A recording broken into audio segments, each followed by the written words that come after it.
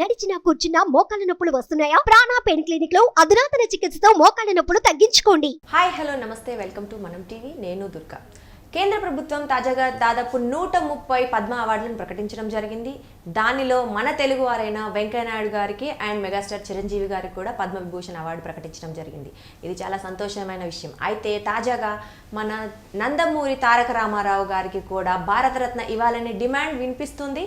అయితే దీనిపై స్పందించేందుకు మనతో ఉన్నారు ప్రముఖ సీనియర్ అనలిస్ట్ డివి శ్రీనివాస్ గారు. ఇప్పుడు అడిగి వివరాలు తెలుసుకుందాం. నమస్తే సార్. నమస్తే. నమస్తే. తాజాగా ప్రకటించింది మీకు తెలిసిందే, వెంకయ్యనాయుడు గారికి అండ్ మన మెగాస్టార్ చిరంజీవి గారికి కూడా పద్మవిభూషణ్ వచ్చింది, సంతోషం. అయితే మనకు వినిపిస్తుంది ఏంటంటే మన సీనియర్ ఎన్టీఆర్ గారు చాలా సేవలు అందించారు. సినీ రంగంలో అయితే ఏంటి, రాజకీయ రంగంలో అయితే ఏంటి, చాలా ఫేమస్ అన్నగారని మనం ముద్దుగా పిలుచుకుంటాం. ఆయనకు కూడా భారతరత్న ఇవ్వాలి అని కొంతమంది అంటున్నారు. సంతోషం, వస్తే సంతోషం. దీనిపై మీ స్పందన ఏంటి? కేంద్ర ప్రభుత్వం ప్రకటించినటువంటి ఈ పద్మ పురస్కారాల గ్రహీతలందరికీ కూడా ముందు అభినందనలు చెప్తాం. మన తెలుగు వాళ్ళు వెంకయ్యనాయుడు గారు మాజీ ఉపరాష్ట్రపతి, ఆయన చేసిన సేవలకు పద్మవిభూషణ్ ఇచ్చారు. ఇక చిరంజీవి మెగాస్టార్, అతను ఒక లెజెండ్. ఇది ఫిలిం ఇండస్ట్రీలో ఎన్టీఆర్, ఏఎన్ఆర్ తర్వాత తెలుగు చలనచిత్ర పరిశ్రమకు మూడో కన్ను. ఎవరు? చిరంజీవి. అతనంటూ ఒక ట్రెండ్ సెట్టర్. ఆయనకి పద్మవిభూషణ్ ఇచ్చారు. అది చాలా హర్షించదగినటువంటి విషయం.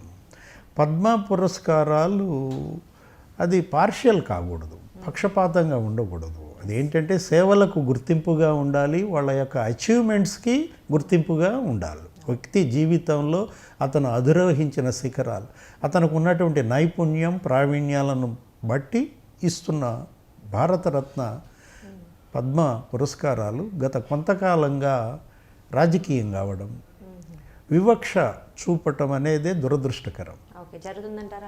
అంతే కదా, ఇప్పుడు కనపడుతోంది అదే కదా. భారతరత్న అవార్డు ఎన్టీఆర్కి ఇవ్వమని ఇప్పటి డిమాండ్ కాదు, 28 ఏళ్లుగా ప్రతి తెలుగువాడు చేస్తున్నటువంటి డిమాండ్. మాజీ ముఖ్యమంత్రి ఆయన, రాముడు అన్న ఆయనే, కృష్ణుడు అన్న ఆయనే, చారిత్రక పురుషుడు, పురాణ పురుషులు, ప్రతి ఇంట్లో కూడా దేవుళ్ళ బొమ్మల్లో ఆయనే ఉంటాడు. ఏది వేసినా అలా సెట్ అయిపోయింది, మనం ప్రతి ఏ వేషంలోనే ఊహించుకోగలుగుతాం. అలాంటి ఎన్టీఆర్కి భారతరత్న ఇవ్వడం కోసం ఇన్నేళ్లు ఆపుతారా? కర్పూరి ఠాకూర్కి భారతరత్న అవార్డు ప్రకటించారు, బీహార్ మాజీ సీఎం. ఓబీసీల కోసం చాలా సేవలు అందించారు, డిమాండ్ చేశారు. వారసత్వ పాలనకు వ్యతిరేకంగా పోరాడాడు. మంచిదే, బీహార్ మాజీ సీఎం కర్పూరి ఠాకూర్కి ఇవ్వడాన్ని మనం వ్యతిరేకించాం. కాకపోతే ఎన్టీఆర్కి ఎందుకు ఇవ్వలేదు? ఇది ప్రశ్న. దీనికి జవాబు ఇవ్వాల్సింది కేంద్ర ప్రభుత్వ పెద్దలే జవాబు ఇవ్వాలా. ఎందుకంటే ఎన్టీ రామారావు ఆయన ఏంటి 30 ఏళ్లలో 300 సినిమాలు యాక్ట్ చేశారు. దగ్గర 33 ఏళ్లలో 297 ఎంత ఉంటాయి, 3-4 భాషల్లో కూడా యాక్ట్ చేశారు. ఆయన అదే కాదు, ఆయన ఏంటి అప్పట్లో మద్రాస్ సర్వీస్ కమిషన్ ఎగ్జామ్ రాశాడు. దేశవ్యాప్తంగా 1100 మంది అందులో పాల్గొంటే 7గురే సెలెక్ట్ అయితే రామారావు ఒకడు. సబ్ రిజిస్ట్రార్ పోస్టో ఏదో వచ్చింది ఆయనకి గవర్నమెంట్. అక్కడ సబ్ రిజిస్ట్రార్ ఆఫీస్లో నీకు భూముల రిజిస్ట్రేషన్లు జరుగుతూ ఉంటే మామూలుగానే అవినీతి ఉంటుంది. ముడుపులు, వాళ్ళు భూమి రిజిస్ట్రేషన్ అప్పుడు ఇవ్వటం తీసుకోవటం రోజు పంచుకుంటారు అక్కడ ఉన్న ఉద్యోగులు. ఆయనకు కూడా కవర్ పెట్టిస్తే అతను ఆ పాపపు సొమ్ము నాకు వద్దన్నాడు. 23 రోజుల్లో రిజైన్ చేసి పారేశాడు. ఇది గవర్నమెంట్ జాబ్. అప్పట్లో సబ్ రిజిస్ట్రార్ అంటే రిజైన్ చేసేసి తను ఎంచుకున్నటువంటి నాటక రంగం, కళారంగం వైపు వెళ్ళారు. అక్కడ ఆయన ఒక పెద్ద ట్రెండ్ సెట్టర్గా మిగిలారు. అలాంటి బెస్ట్ ఆర్టిస్టే కాదు, బెస్ట్ పొలిటీషియన్. 12 ఏళ్లే ఆయన రాజకీయం, 7 ఏళ్ళలో ఏమో ముఖ్యమంత్రిగా ఉంటూ విప్లవాత్మక సంస్కరణలు తెచ్చాడు. ఏంటి, మహిళలకు ఆస్తి హక్కు కల్పించాడు. ఆయన అప్పుడు ఇచ్చిన ఆస్తి హక్కే మొన్న మోడీ ప్రభుత్వం దేశవ్యాప్తంగా అమలు చేస్తోంది. పిల్లలకి మధ్యాహ్న భోజనం పెట్టాడు, రైతులకు నీటి తీరువ రద్దు చేశాడు, భూమి శిస్తు రద్దు చేశాడు, ట్రాక్టర్ మీద పన్నెత్తేశాడు, రుణమాఫీ ఆయనే చేయించాడు. దేశంలో మొదటిసారి రుణమాఫీ చేయడానికి ప్రధాన కారకుడు రైతులకి ఎన్టీఆర్. 11,000 కోట్లు వేవ్ చేసి పారేశారు అప్పట్లో.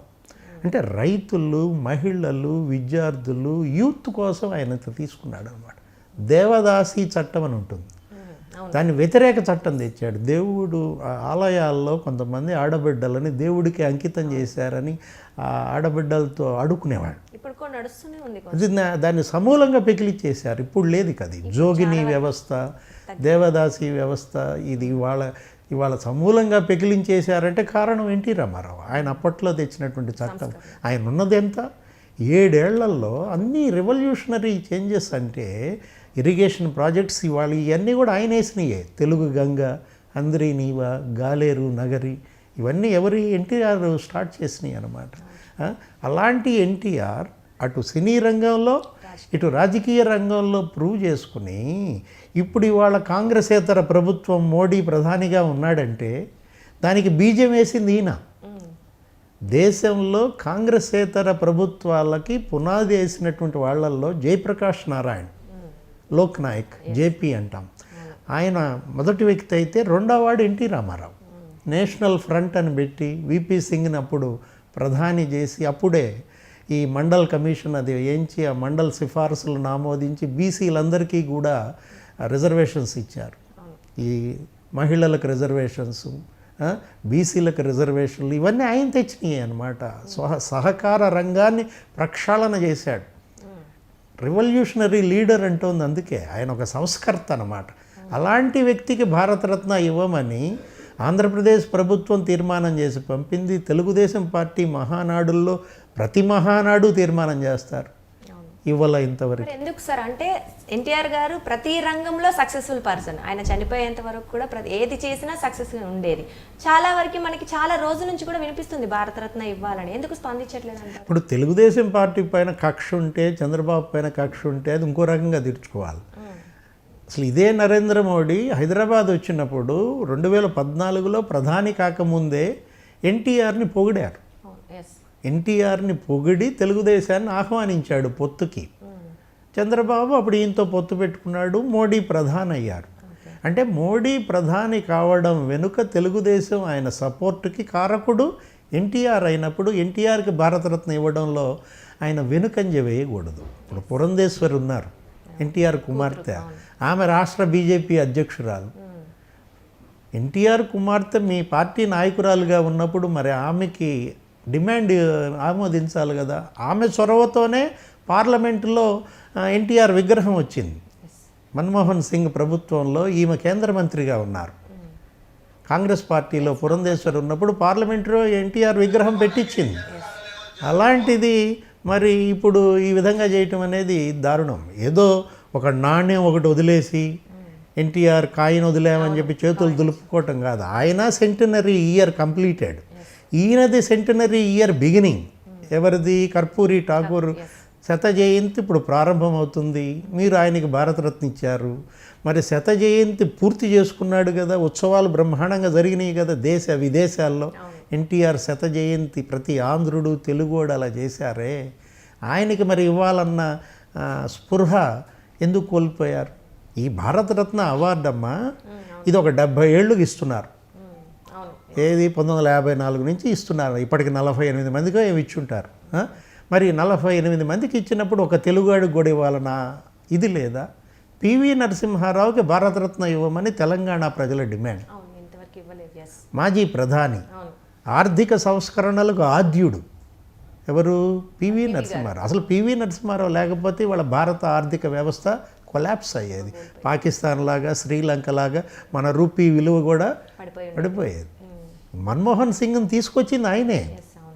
ఎవరు? మన్మోహన్ సింగ్ ఆర్బీఐ గవర్నర్గా ఉండేవాళ్ళు. పివి నరసింహారావు ప్రధాని అయినప్పుడు ఆయన ఆర్థిక మంత్రిగా కోరి తెచ్చుకున్నాడు. వీళ్ళిద్దరి ఆధ్వర్యంలో మనకు ఆర్థిక సంస్కరణలు వచ్చాయి.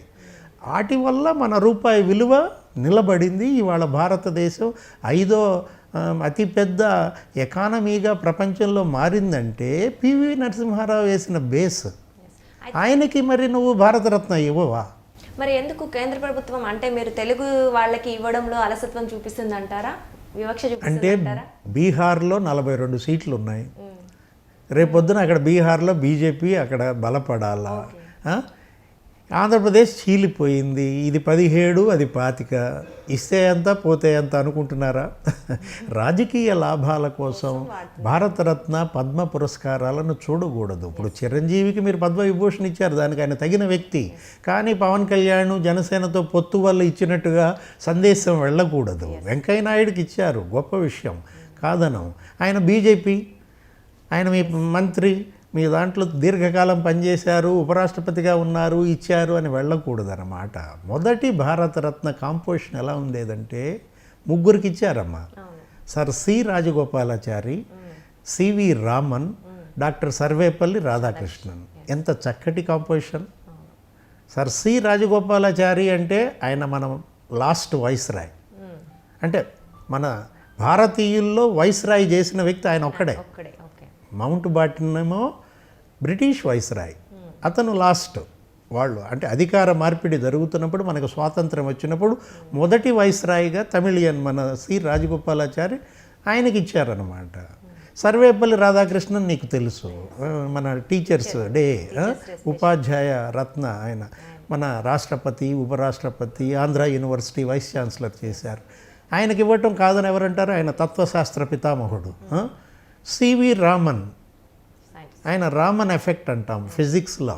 మనం ఏంటి, సివి రామన్ ఆయన నోబెల్ బహుమతి గ్రహీత. నోబెల్ బహుమతి గ్రహీతకు భారతరత్న ఎంత? అలాంటి కాంపోజిషన్ ఎందుకు ఇలా దిగజారిపోతుంది? రాజకీయ లాభాల కోసం దయచేసి పద్మ పురస్కారాలను, భారతరత్న అవార్డులను వాడుకోకండి మోడీ గారు. మీకు మా హంబుల్ రిక్వెస్ట్. కేఆర్ గారికి, పివి నరసింహారావు గారికి భారతరత్న ఇస్తే చాలా సంతోషం మన తెలుగు ప్రజలందరూ నిజంగా కోరుకుంటున్నారు. Thank you so much. నమస్తే.